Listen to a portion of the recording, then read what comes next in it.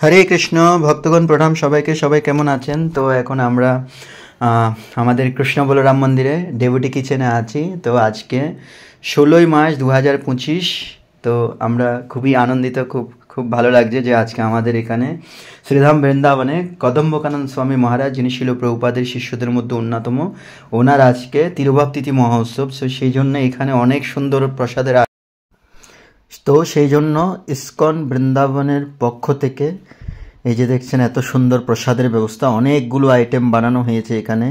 তো আমি এইমাত্র প্রসাদ পেয়ে ঘরে এসেছি। তো এখানে দেখছেন রুটি আছে, তারপরে ডাল নয়, ডালের জায়গায় কারি বলা হয় আমাদের এখানে, পকোড়া পকোড়া দিয়ে কারি বানিয়েছে।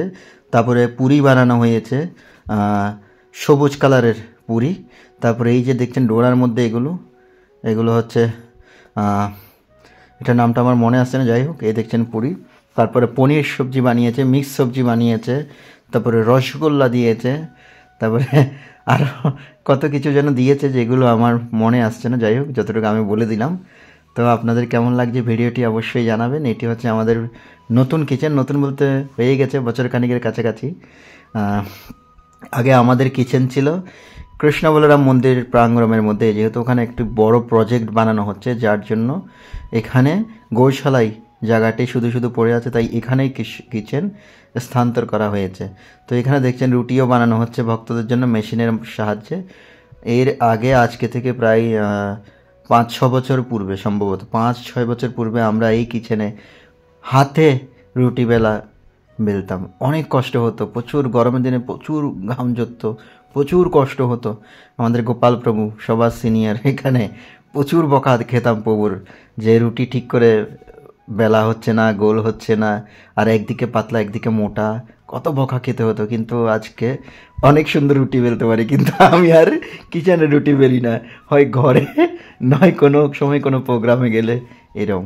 তো যাই হোক, কিচেনের রান্নার যে ডিপার্টমেন্টের সেবা, সেটি আমার সত্যি খুব প্রিয়, খুবই ফেভারিট। তো আমি আমার গৃহের মধ্যেই একদম রান্নার সব সমাহার একদম ব্যবস্থা করে রেখেছি, চারখানা চুলো রেখেছি যাতে ভালো করে রান্না করতে পারি ভগবানের জন্য। তো এটি হচ্ছে গ্রেভি তৈরি করা হচ্ছে। সাধন প্রভু আমাদের গুরু ভাই, উনি কী করছেন, গ্রেভি তৈরি করছেন পনির সবজির জন্যে। আর এদিকে দেখছেন মিক্স সবজিটা অত্যন্ত সুন্দর হয়েছে, মিক্স সবজি। হরে কৃষ্ণ সুধী ভক্তগণ, বৃন্দাবন ব্লগের পক্ষ থেকে সবাইকে শুভেচ্ছা এবং অভিনন্দন। শ্রী বৃন্দাবন ধাম কি জয়, রাধা রানী কি জয়, ঘটবে মনে।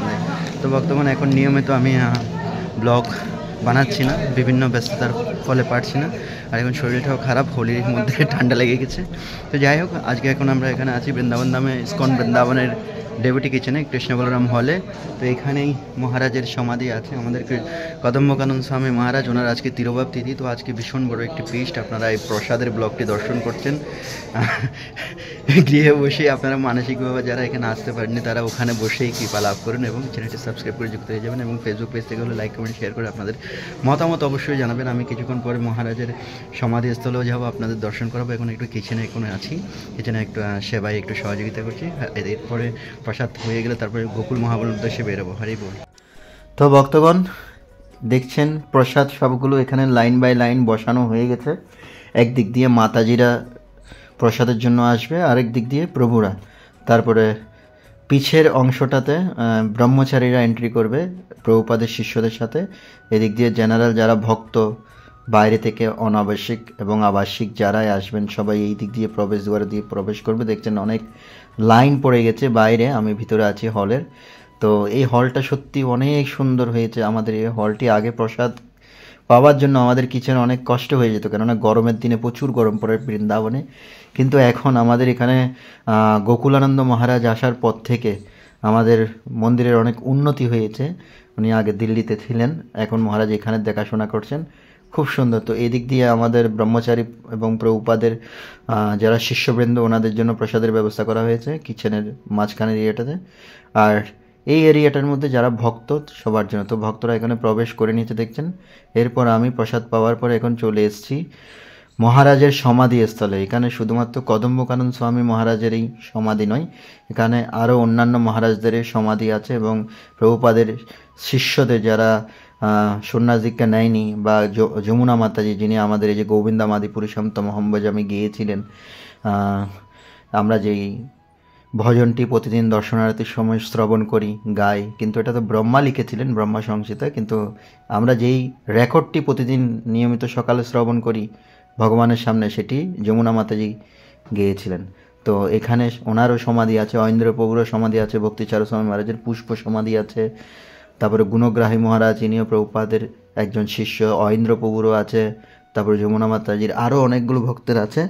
তারপরে গোপালকৃষ্ণ মহারাজের সমাধিটা এখানে সবচেয়ে বড় করে বানানো হয়েছে। এটি হচ্ছে কদম্বকানন স্বামী মহারাজের সমাধি মন্দির। তো আমি ভাগ্যবান যে আমি মহারাজের যখন সমাধিটা হয়েছিল তখন আমি সরাসরি এই সমাধিতে ছিলাম। তো সত্যি অত্যন্ত ভাগ্যবানই মনে করি নিজেকে। সব গুরু কৃষ্ণের কৃপা ছাড়া আর কিচ্ছু নয়। সবাই অনেক ভালো থাকবেন।